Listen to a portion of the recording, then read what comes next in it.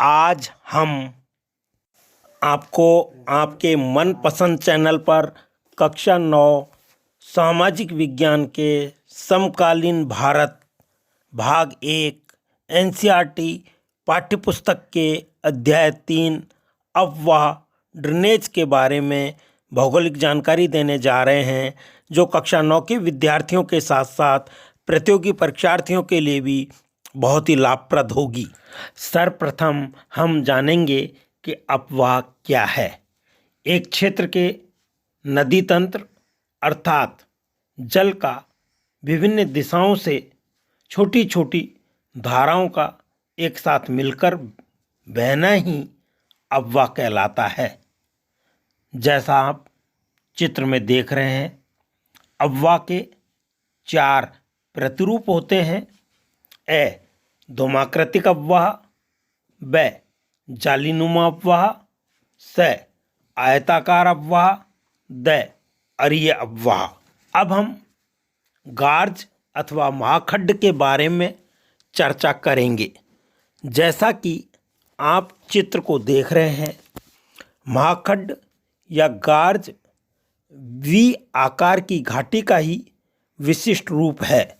इसके पार्श्व चित्र तथा खड़ी दीवार के समान होते हैं। हिमालय में सिंधु, सतलज व ब्रह्मपुत्र नदियों के महाखड्ड गार्ज प्रमुख हैं। अब हम जानेंगे कि जल विभाजक किसे कहते हैं। 2 नदियों के अफवाह को परस्पर अलग करने की प्रक्रिया को जल विभाजक कहते हैं। जल विभाजक वह भौगोलिक इकाई है जो समान बिंदु की तरफ जल प्रवाह को निर्धारित करता है।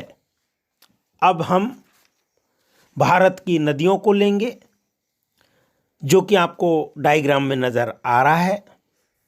भारत नदियों का देश है, जहां लगभग 4000 छोटी बड़ी नदियां बहती हैं।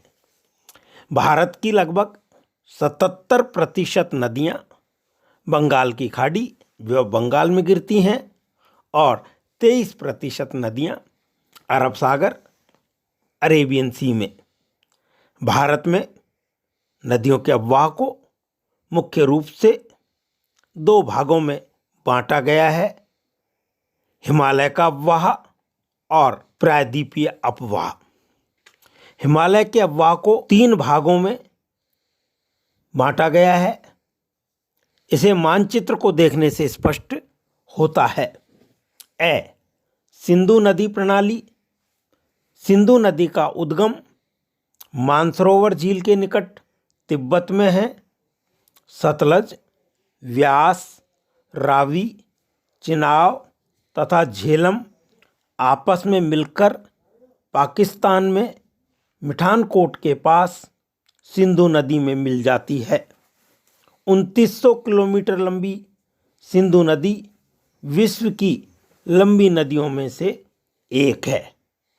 ब गंगा नदी तंत्र।